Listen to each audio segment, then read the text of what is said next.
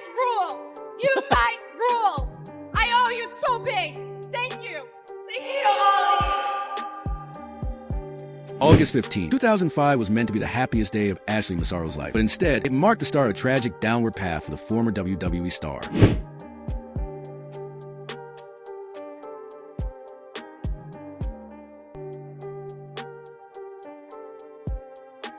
Everything appeared perfect when Ashley Massaro won over millions of fans and became the first woman to win the WWE Diva search. She fit exactly what WWE wanted at the time: strong, confident, sexy, and powerful. But behind her emotional victory was a darker reality that would eventually cut her WWE career short. On paper, Ashley's run in WWE was brief but respectable. She worked high on the card and shared the ring with legends like Trish Stratus and Lita at different points. She also competed at WrestleMania twice, a major accomplishment. Her first appearance came after she posed for Playboy, earning a shot at the WWE Women's Championship in front of 80,000 plus fans against Melina at WrestleMania 23. Her second WrestleMania match took place at WrestleMania 24, where she teamed with Maria to face Melina and Beth Phoenix in a tag team bout. Ashley appeared to be slowly rising in the women's division, but then she suddenly vanished from WWE television. On July 9, 2008, her situation became clear when she was released from her WWE contract. Ashley later wrote on her MySpace page that she was stepping away from wrestling to care for her 7-year-old daughter, Alexa. While many fans understood, some questioned why she chose to leave entirely instead of taking time off. The real reasons behind Ashley's sudden exit did not fully come to light until more than a decade later. By 2016, the wrestling world had changed, and so had Ashley's life. Aside from fan conventions, her in-ring career was over, and the physical and emotional damage she suffered in the business had taken a serious toll. In November 2016, Ashley Massaro joined 50-plus former wrestlers in a class action lawsuit against WWE. The lawsuit included well-known names such as Jimmy Superfly Snuka, Joseph, Road Warrior Animal Laurinaitis, and Paul Orndorff. They accused the company of being responsible for repeated head trauma that led to long-term neurological damage. Ashley's involvement shocked many fans, as there had never been public reports suggesting injuries severe enough to end her career. In 2018, the lawsuit was dismissed after the claims were ruled frivolous or beyond the statute of limitation. An appeal was filed 2 years later, but sadly, Ashley Massaro was not part of it for one tragic reason.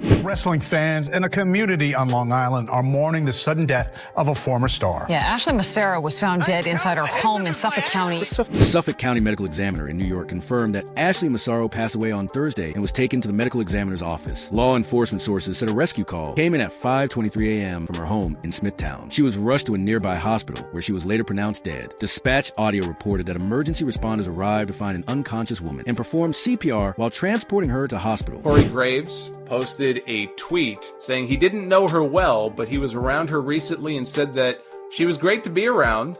She's very bright, but he then talked about how the sadness and the hopelessness can be very real, and it helps to talk to somebody and tell them you love them.